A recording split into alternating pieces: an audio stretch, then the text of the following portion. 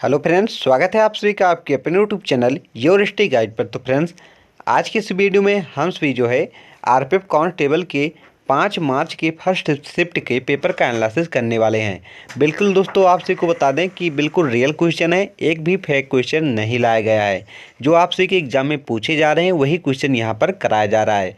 तो जिन भाइयों एवं बहनों का भी पेपर नहीं हुआ है वो वीडियो को ज़रूर देख कर जाएँ, क्योंकि आप सबको इससे पता चल जाएगा कि किस सब्जेक्ट का वेटेज ज़्यादा है, कहाँ से क्वेश्चन ज़्यादा पूछे जा रहे हैं और क्वेश्चन रिपीट भी हो रहे हैं। इसलिए आप सभी को वीडियो शुरू से लेकर लास्ट तक देखना है और जिनका पेपर हो गया है वो अपना क्वेश्चन यहाँ पर मैच कर सकते हैं, हमारा कितना क्वेश्चन सही हुआ है।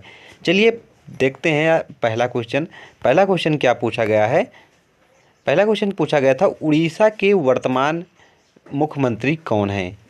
उड़ीसा के वर्तमान में मुख्यमंत्री कौन है, ऐसा क्वेश्चन आप सभी के एग्जाम में पूछा गया था। तो बात कर लें कि उड़ीसा के वर्तमान मुख्यमंत्री भारतीय जनता पार्टी के मोहन चरण मांझी जी हैं। कौन है? मोहन चरण मांझी जी हैं। किस पार्टी से संबंधित हैं ये? तो भारतीय जनता पार्टी, जिसे बीजेपी कहते हैं, उससे ये संबंधित है।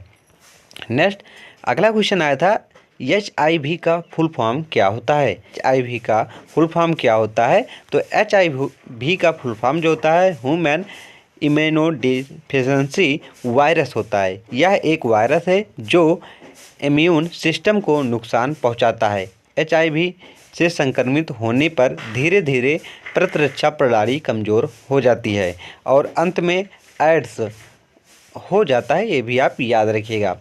अगर बात कर लें कि एड्स दिवस कब मनाया जाता है, ये भी आप सभी के एग्जाम में पूछा जा सकता है। तो 1 दिसंबर को कब मनाया जाता है? 1 दिसंबर को एड्स दिवस मनाया जाता है।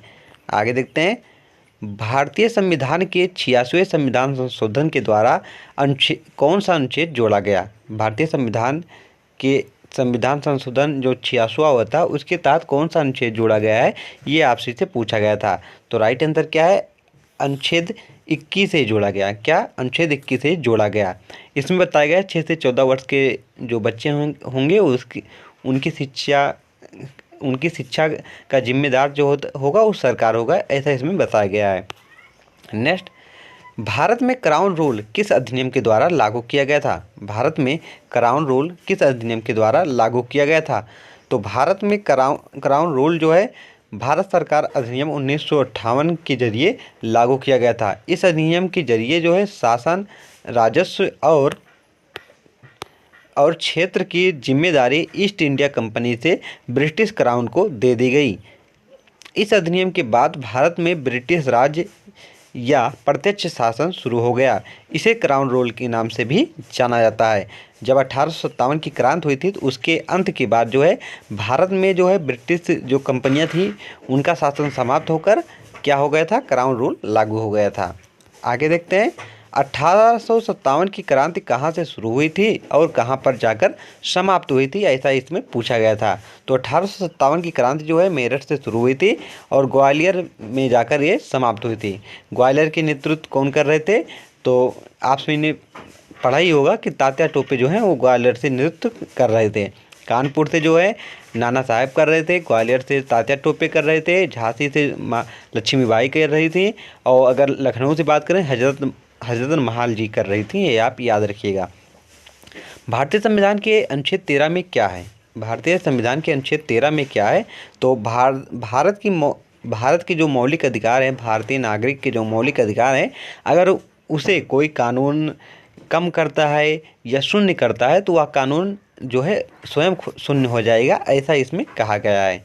नेक्स्ट, सर्वोच्च न्यायालय के मुख्य न्यायाधीश को किस अनुच्छेद के तहत हटाया जा सकता है? सर्वोच्च न्यायालय के या सुप्रीम कोर्ट के मुख्य न्यायाधीश को किस अनुच्छेद के तहत हटाया जा सकता है? तो राइट आंसर क्या है? अनुच्छेद 124(4) के तहत इन्हें हटाया जा सकता है। आगे देखते हैं, धन विधेयक को संसद के किस सदन में पेश किया जाता है? जो धन विधेयक होता है वह संसद के किस सदन में पेश होता है? तो लोकसभा में। किसमें? लोकसभा में, या राज्यसभा में कभी नहीं पेश होता, ये भी आप याद रखिएगा। और कोई विधेयक धन विधेयक है या नहीं है इसकी घोषणा कौन करता है? तो लोकसभा अध्यक्ष करते हैं।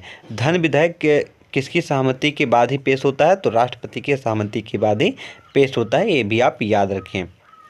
अगर बात कर लें कि लोकसभा का वर्णन भारतीय संविधान के किस अनुच्छेद में है, तो इसके लिए आप एक ट्रिक याद कर लें, सरला, क्या सरला आप याद कर लें, अनुच्छेद 79 में, 79 में किसका वर्णन किया गया है, तो साथ ही क्या हो जाएगा, संसद का वर्णन।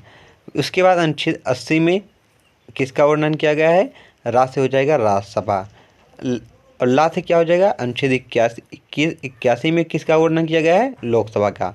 तो लोकसभा का वर्णन अनुच्छेद 81 में, याद क्या करना है, सरला, सरला 79, 80, 81, 79 में क्या है, पहले सरला में सा आता है तो संसद का वर्णन, फिर उसके बाद रा आता है तो 80 में क्या है, राज्यसभा, 81 में ला आता है तो क्या हो जाएगा, लोकसभा का वर्णन किया गया है। नेक्स्ट, 1991 में कौन सी नीति आई थी, 1991 में कौन सी नीति आई थी, तो नई आर्थिक नीति आई थी, क्या नई आर्थिक नीति आई थी, ये भी आप याद रखिएगा। देख सकते हैं क्वेश्चन कितना घुमाकर पूछ रहा है, 1991 में कौन सी नीति आई थी, तो नई आर्थिक नीति आई थी। नेक्स्ट, अनुच्छेद 21A किस संविधान संशोधन के द्वारा जोड़ा गया था, तो राइट आंसर क्या है, 86वें संविधान संशोधन 2002 के द्वारा यह जोड़ा गया था। अनुच्छेद 32 किससे संबंधित है, अनुच्छेद 32 किससे संबंधित है, तो संवैधानिक उपविचारों के अधिकार से संबंधित है। यह किसमें, इसका वर्णन किसमें किया गया है, मौलिक अधिकार में इसका वर्णन किया गया, क्योंकि यह खुद एक मौलिक अधिकार है। मौलिक अधिकार की बात कर लें कि मौलिक अधिकार को किस भाग में रखा गया, तो भाग 3 में रखा गया है। अगर बात कर लें मौलिक अधिकारों को किस देश से हमारे भारतीय संविधान में ग्रहण किया गया है, तो USA से ग्रहण किया गया है, ये भी आप याद रखिएगा। नेक्स्ट, शक्ति अभ्यास किन दो देशों के बीच होता है, शक्ति अभ्यास किन दो देशों के बीच होता है, तो भारत और फ्रांस के बीच होता है, ये भी आप याद रखें। नेक्स्ट, मौर्य वंश का संस्थापक कौन था, मौर्य वंश का संस्थापक कौन था, तो राइट आंसर क्या है, चंद्रगुप्त मौर्य था। कौन था, चंद्रगुप्त मौर्य जो है मौर्य वंश का संस्थापक था। अगर बात कर लें चंद्रगुप्त मौर्य ने किस वंश का पतन कर कर मौर्य वंश की स्थापना की थी, तो नंद वंश का पतन कर कर इन्होंने जो है मौर्य वंश की स्थापना की थी। अगर बात करें नंद वंश का संस्थापक किसे कहा जाता है, तो महापद्म नंद को कहा जाता है। और महापद्म नंद को ही दोस्तों जो है पुराणों में क्या कहा गया है, तो पुराणों में महापद्मनंद को जो है परशुराम का दूसरा अवतार कहा गया है, ये भी आप याद रखिएगा। और नंद वंश का अंतिम शासक कौन था, तो घनानंद था, जिसकी हत्या कर चंद्रगुप्त मौर्य ने जो है मौर्य वंश की स्थापना की थी। चंद्रगुप्त मौर्य ने किसकी सहायता से मौर्य वंश की स्थापना की थी, तो अपने गुरु चाणक्य की सहायता से की थी। चाणक्य की एक प्रमुख रचना है अर्थशास्त्र, जो बार बार एग्जाम में पूछी जाती है, इसे भी आप याद रखिएगा। अर्थशास्त्र के रचयिता कौन है, चाणक्य हैं। अर्थशास्त्र किससे संबंधित है, तो यह धन से संबंधित नहीं है, यह राजनीति शास्त्र से संबंधित है, ये भी आप याद रखिएगा। नेक्स्ट, मुगल वंश का अंतिम शासक कौन था, मुगल वंश का अंतिम शासक कौन था, तो मुगल वंश का अंतिम शासक जो है बहादुर शाह जफर है। कौन है, बहादुर शाह जफर। बात कर लें कि बहादुर शाह जफर मतलब इनकी हत्या कैसे हुई, इनके बारे में जान ले, तो 1857 की क्रांति हुई। कब क्या हुई, 1857 की क्रांति। इसकी शुरुआत कहाँ से हुई थी, तो मेरठ से हुई थी, ये आप सभी ने अभी पढ़ा। तो मेरठ से 1857 की क्रांति हुई। तो इसके बाद जो क्रांतिकारी थे वो सीधा दिल्ली पर आ गए। दिल्ली पर आने के बाद वहाँ पर जो ब्रिटिश अधिकारी थे उन्हें मारकर वहाँ से भगा दिया और वहाँ पर अपना अधिकार कर लिया। उसके बाद उन्होंने सोचा कि इसके लिए एक नेता चुन लिया जाए जो दिल्ली पर अधिकार करे।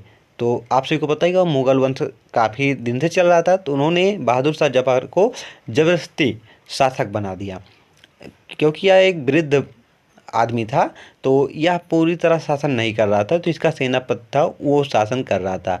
लेकिन कुछ दिनों बाद 1857 की क्रांति समाप्त हो गई। उसके बाद जो अंग्रेज थे, अंग्रेज़ों ने बहादुर शाह जफर को पकड़ लिया और इन्हें रंगून भेज दिया। वहीं पर इनकी मृत्यु और इनके सेनापति की भी मृत्यु हो गई, जिसके बाद मुगल वंश का अंत ही हो गया, क्योंकि यह अंतिम शासक था। इसके बाद मुगल वंश में कोई शासक नहीं हुआ। आगे देखते हैं, अगला हमारा क्वेश्चन है, मौलिक अधिकार को किस देश से भारतीय संविधान में ग्रहण किया गया है, तो राइट आंसर क्या है, USA से लिया गया है। कहाँ से लिया गया है, USA से। अगर बात करें मौलिक अधिकार का वर्णन किस अनुच्छेद से कितने अनुच्छेद में किया गया है, तो अनुच्छेद 12 से 35 में इसका वर्णन किया गया है। अगर बात कर लें समता का वर्णन भारतीय संविधान के किस अनुच्छेद में किया गया है, तो समता का वर्णन जो है अनुच्छेद 14 में किया गया, 14 से 18 में। कहाँ से, 14 से 18 में समता या समानता का वर्णन किया गया है।